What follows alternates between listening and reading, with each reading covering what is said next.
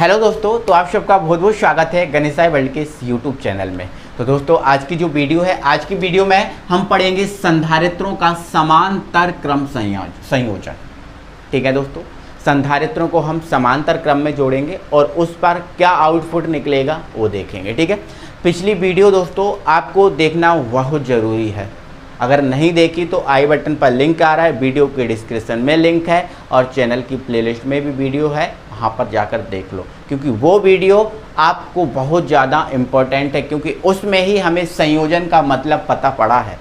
मतलब संयोजन क्यों आवश्यक है, ये सब चीज़ें बताई गई हैं। समांतर क्रम यहाँ पर पढ़ेंगे और पिछली वीडियो में हमने श्रेणी क्रम संयोजन पढ़ के रखा है, तो उस वीडियो को आपको देखना बहुत ज़रूरी है, तो उसको देख लो। तो आज की वीडियो में दोस्तों जो संधारित्र है उसका हम समांतर क्रम संयोजन पढ़ने वाले। ठीक है, तो दोस्तों समांतर क्रम का मतलब तो आप जानते ही हो। समांतर क्रम का सीधा साधा मतलब है एक के बाद एक। जैसे मान के चलो एक लाइन खींच दी मैंने, यदि इसके समांतर कोई दूसरी लाइन खींचनी है तो समान अंतर पर दूसरी लाइन आप खींच दो।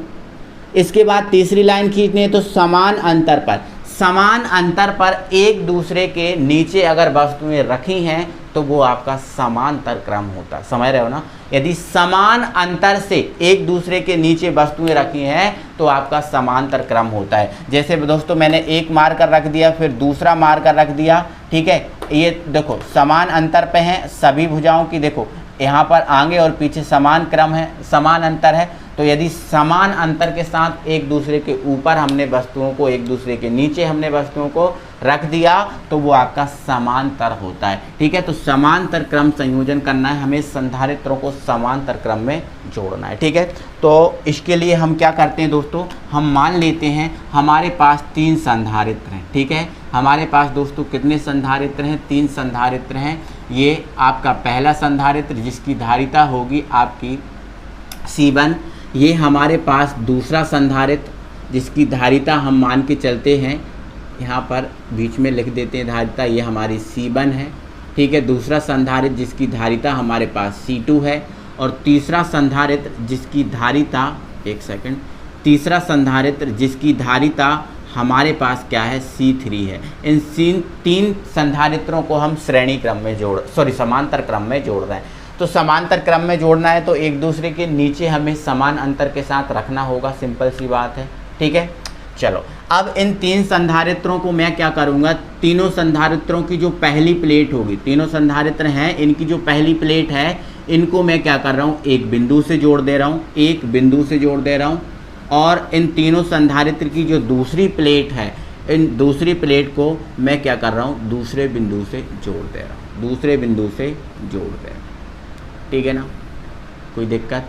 ये आपका जो संयोजन आपको दिख रहा है ये आपका समांतर क्रम संयोजन है, क्योंकि एक दूसरे के नीचे रखे हैं समान दूरी पर। ठीक है, इस पॉइंट जो है, इस पॉइंट को मैंने नाम दे दिया A और ये जो आपका पॉइंट है इसको नाम दे दिया मैंने B।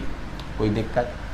यहाँ पर दोस्तों मैं क्या करूँगा, ये आपका जो बिंदु A है, इस बिंदु A है, इस बिंदु A को जो मैं यहाँ पर +Q आवेश दूंगा। कौन सा आवेश दूंगा? +Q आवेश दूंगा। और जो बिंदु B है इसको मैं क्या करूँगा दोस्तों, पृथ्वीकृत कर दूंगा। मतलब मैं क्या करूँगा, इसको पृथ्वी से जोड़ दूंगा। ये जोड़ दिया मैंने पृथ्वी से। ठीक है, ओके। अब ये 2 बिंदु हैं तो 2 बिंदुओं के बीच जो विभवांतर है वो एक ही मिलेगा। तो मान लेते हैं ये जो 2 बिंदु हैं, इन दोनों बिंदुओं के बीच जो विभवांतर है वो विभवांतर में मान के रखा हूँ क्या है, भी है। क्या रखा है, मान लिया मैंने, ये भी विभवांतर है इन दोनों बिंदुओं के मध्य। अब दोस्तों यहाँ पर समझो, यहाँ पर हम क्या कर रहे हैं, एक आवेश दे रहे हैं, एक आवेश दे रहे हैं। तो ये आवेश जो है ना इस बिंदु से कितने भाग में बटेगा, कितने भाग में बटेगा, 1 2 3। एग्जाम्पल समझो, मेरे पास दोस्तों ये एक पाइप है, मेरे पास ये एक पाइप है और आगे जाके दोस्तों ये जो पाइप है, ये जो आपको पाइप दिख रहा है, ये पाइप जो है ना 3 भागों में बट रहा है। कितने भागों में बट रहा है? 3 भागों में बट रहा है।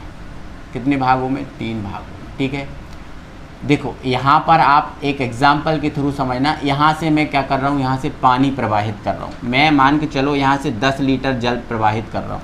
तो ये 10 लीटर जो जल है यहाँ से कितने भागों में बट जाएगा? 3 भागों में। कुछ जल यहाँ से आएगा, कुछ जल यहाँ से जाएगा, सॉरी कुछ जल यहाँ से जाएगा, कुछ जल यहाँ से जाएगा और कुछ जल यहाँ से जाएगा। तो यहाँ से सिंपल सी बात है, जो आपका 10 लीटर पानी है इस बिंदु से जाकर 3 भागों में बट गया।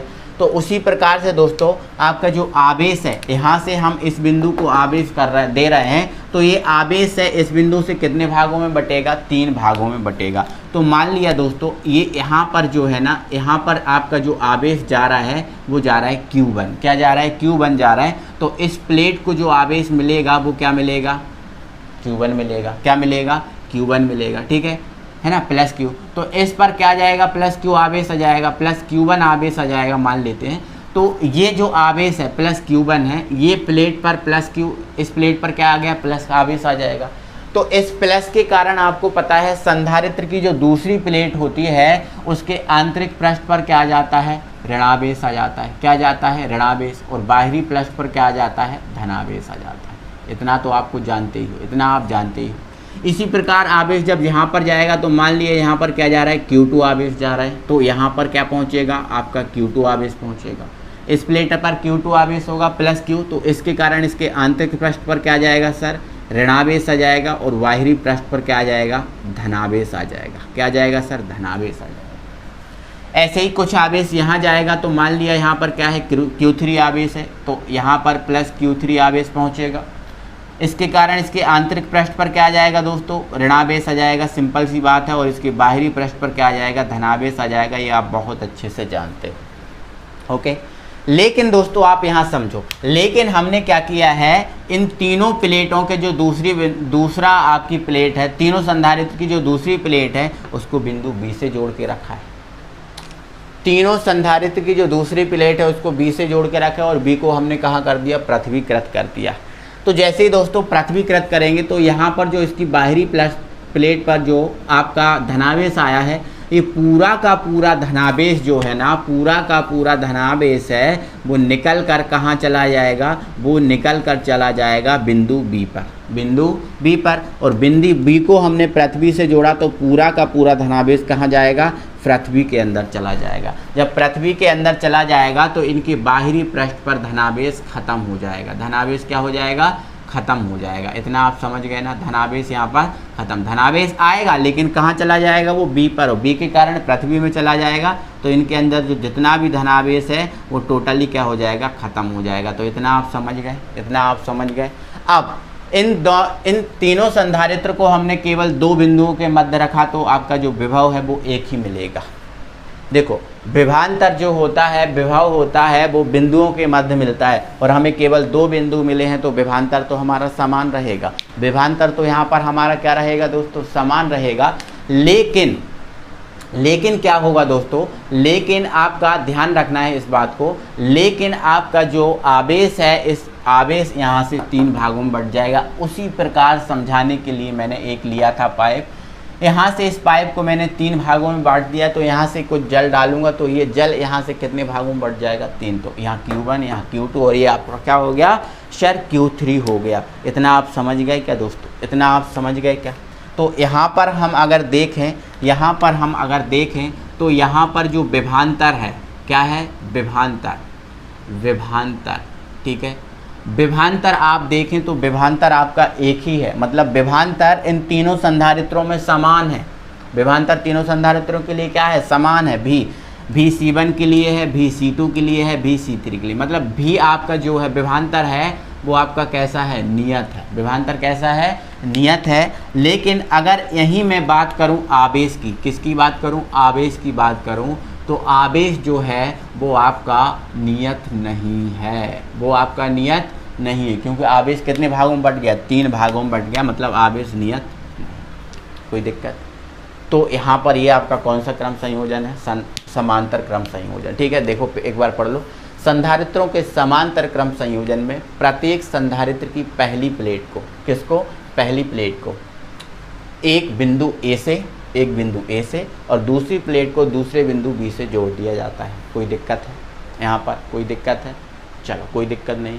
आगे हमने क्या किया, ठीक है। अब बिंदु A को प्लस Q आवेश दिया जाता है, बिल्कुल, तथा बिंदु B को पृथ्वी से जोड़ दिया जाता है, बिल्कुल। हमने ऐसे ही किया, A को प्लस दिया तो ये 3 भागों में बट गया, बिंदु B को पृथ्वी से जोड़ दिया तो इनके बाहरी पृष्ठ पर जितना धनावेश आया था वो कहाँ चला गया, पृथ्वी के अंदर चला गया। ठीक है, पृथ्वी के अंदर चला गया। अब यहाँ पर विभवांतर समान है तो इसको तो निकालने की जरूरत ही नहीं है, इसको तो निकालने की जरूरत नहीं है क्योंकि सब में विभवांतर क्या है, समान है। अब अलग क्या है, तो अलग है आपका आवेश, आवेश जो आपका नियत नहीं है, आवेश आपका नियत नहीं है। तो यहाँ पर आप लगाओगे एक किंतु, क्या लगाओगे, किंतु, यहाँ लगा दोगे किंतु, किंतु लगा दोगे और लिख दोगे आपका आवेश। आवेश बराबर क्या हो जाएगा, जो आपका कुल आवेश है वो किन के बराबर है, Q1 Q2 और Q3 के बराबर है। तो Q बराबर लिख दोगे Q1 प्लस Q2 और प्लस का आपका Q3। इतना आप समझे,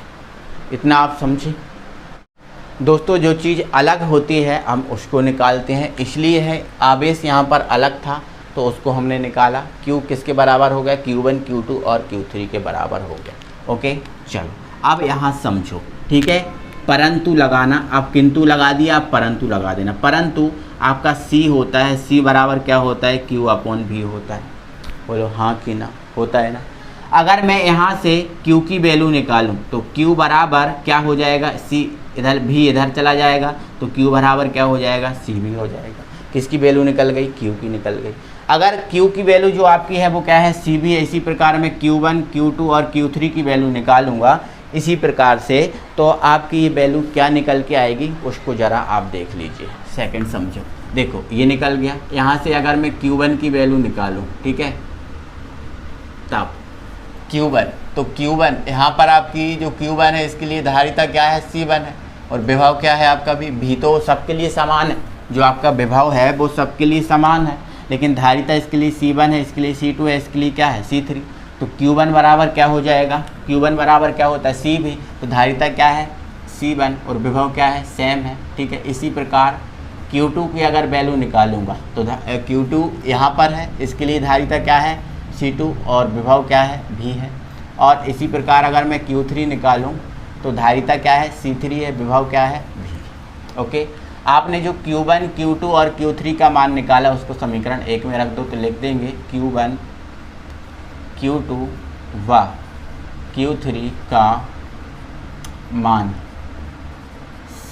इसको देना समीकरण नंबर 1, समीकरण 1 में रखने पर, ठीक है, तो रख दो मान। ठीक है, देखो सबके मान रख देना। यहाँ पर Q का मान कितना है, C भी है, रख दिया, बराबर Q1 का मान क्या है, C1 भी, ये रख दिया, C1 भी, Q2 का मान C2 भी और Q3 का मान C3 भी। कोई दिक्कत है? यहाँ से दोस्तों आप क्या करोगे, जो आपका V है सब में समान है तो V आप ले लोगे कॉमन, बचेगा C1 C2 और आपका ये C3। ठीक है, V से भी कैंसिल कर दोगे, C बराबर हो जाएगा C1 प्लस C2 और प्लस C3। ये जो आपको दिख रहा है ये आपका जो है ना समांतर क्रम संयोजन में धारिता है। ठीक है, अगर कोई 3-4 संधारित्र समांतर क्रम में जुड़े हैं तो उनके लिए आपकी धारिता का सूत्र ये लिख लेगा। अगर हम 4 जोड़ते तो प्लस में हम क्या कर देते, C4 कर देते, 5 जोड़ते तो C5। इस टाइप से कितने भी संधारित्रों को हम जोड़ सकते हैं, डैश आ सकता है, कोई दिक्कत नहीं है। तो इतना आप समझ गए हो, इतना आप समझ गए हो। कोई दिक्कत है, कोई दिक्कत है दोस्तों? तो बिल्कुल सर कोई दिक्कत नहीं होनी चाहिए, इतना आप समझ गए हो। ठीक है, अब यहाँ पर दोस्तों मैं थोड़ा सा इसका न्यूमेरिकल किस टाइप का आएगा वो आपको बता दे रहा हूँ। ठीक है, इसका एक बार स्क्रीनशॉट लीजिए, इसका एक बार स्क्रीनशॉट लीजिए और फिर मैं इसको आगे बढ़ाता हूँ। ठीक है, चलो ले लिया स्क्रीनशॉट। अब मैं दोस्तों इसका एक न्यूमेरिकल आपको बता रहा हूँ। यदि आपसे न्यूमेरिकल में पूछा तो आप क्या कर सकते हो उसके बारे में देखो, यदि आपसे क्वेश्चन में पूछ लिया, आपसे यदि क्वेश्चन में पूछ लिया 2 फैरेड, 4 फैरेड एवं 5 फैरेड के 3 संधारित्र, कितने संधारित्र, 3 संधारित्र समांतर क्रम में जुड़े हैं। कौन से क्रम में जुड़े हैं, समांतर क्रम में जुड़े हैं। तब कुल धारिता बताइए, कुल धारिता बताइए। तो दोस्तों आपको पता है कि ये जो आपके 3 संधारित्र हैं कौन से क्रम में जुड़े हैं, समांतर क्रम में जुड़े हैं। और समांतर क्रम में जब संधारित्र जुड़ते हैं तो कुल धारिता का जो सूत्र आता है वो क्या आता है, C बराबर C1 plus C2 plus C3 ये आता है। तो आपको क्या बोलना है, कुल धारिता C निकालना है तो आप सूत्र लगाओगे C1 प्लस C2 प्लस आपका C3 ही लगेगा। आपका 3 संधारित्र है, मतलब C1 ये होगा, ये C2 होगा और ये C3 होगा, तो इसकी वैल्यू क्या है 2 है, इसकी वैल्यू 4 है और इसकी वैल्यू 5 है। तो 5 4 9 और 2 11, मतलब 11 जो है ना कुल धारिता आपकी जो है 11 फैरेड जो है ना निकल कर आ गई, ठीक है ना। तो इस टाइप से आपको कोई भी न्यूमेरिकल मिले, 2 संधारित्र जोड़ दें, 10 संधारित्र जोड़ दें, 15 जोड़ दें, कितने भी जोड़ दें तो आपका सूत्र यही बनेगा। जैसे 3 संधारित्र के लिए C3 तक आया था, तो 15 संधारित्र होते तो कितना तक आता, C15 तक आता। तो इस टाइप से ये आपका कौन सा संधारित्र, संधारित्रों का समांतर क्रम संयोजन। अब दोस्तों कल की जो वीडियो होगी, कल की वीडियो में हम जो संधारित्र है इस संधारित्र से संबंधित न्यूमेरिकल करेंगे। मिक्स न्यूमेरिकल होंगे, कुछ संधारित्रों को हम समांतर क्रम में जोड़ेंगे, कुछ को हम श्रेणी क्रम में जोड़ेंगे, और इस टाइप से हर प्रकार के जो न्यूमेरिकल आपके एग्ज़ाम में आते हैं जिस टाइप के वो सब आपको बता दिए जाएंगे। तो दोस्तों एक बार आपको वीडियो अच्छा लगे तो वीडियो को लाइक करो, अपने सभी दोस्तों में वीडियो शेयर कर दो, सभी दोस्तों में वीडियो शेयर कर दो। और फिर अभी तक आपने नए चैनल पे हो, अगर चैनल पे नए हो अभी तक सब्सक्राइब नहीं किया तो चैनल को सब्सक्राइब कर लो। फिर मिलेंगे अगली वीडियो में, तब तक के लिए थैंक यू वेरी मच।